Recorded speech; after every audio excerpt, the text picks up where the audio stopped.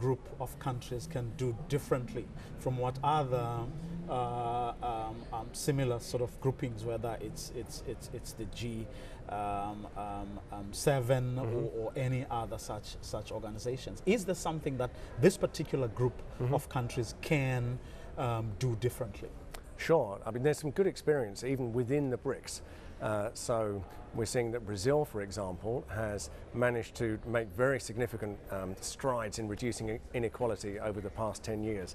In that time, the income of the poorest 10% of people in Brazil has risen 5 times faster than the income of the richest 10%.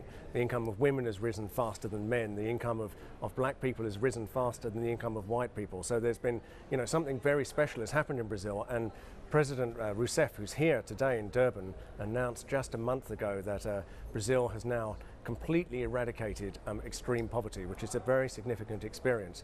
So it would be great if the other BRICS leaders could learn from that experience and maybe put in place some of the policies that Brazil has successfully used. I mean, not that Brazil is perfect by any means. Inequality is still too high.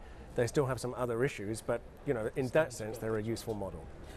You have a presence in Brazil, is that correct? We do, yes. Now, what in your own assessment, what are the things that Brazil has been doing right compared to, for example, South Africa or India? Right. I mean, I think there's 3 main areas of what has made the Brazilian experience work.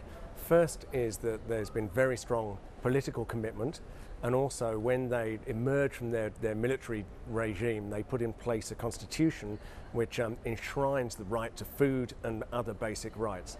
And then when President Lula was elected in 2003, he was elected on a platform of reducing poverty, reducing inequality.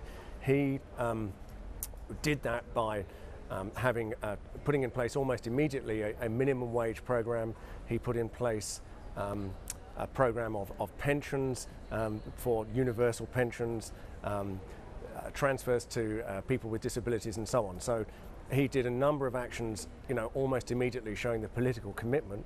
Secondly, there's a very strong civil society in Brazil and a long history of social movements, and they worked positively with the administration to deliver some of this, but also worked to hold them to account, to make sure that they actually did what they promised they were going to do. And I think those social organizations had a very strong role to play. And then thirdly, the Brazilian administration coordinated well. I mean, like any public administration, the Brazilian administration is not perfect.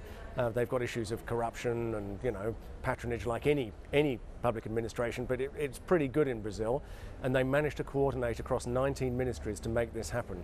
So whilst there's some famous headline programs like their Bolsa Familia program, which pays cash transfers to poor women to keep their kids in school and to get them vaccinated, that kind of program has been important, but it's not a magic bullet, and it's taken this coordinated action, strong political will, the government, the public service, and social movements playing their part to achieve this.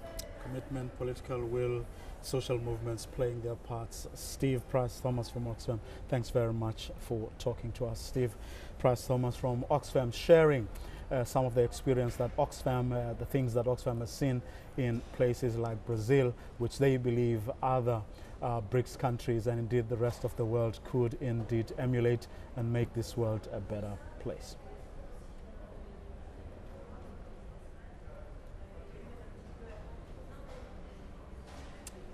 Is that cool?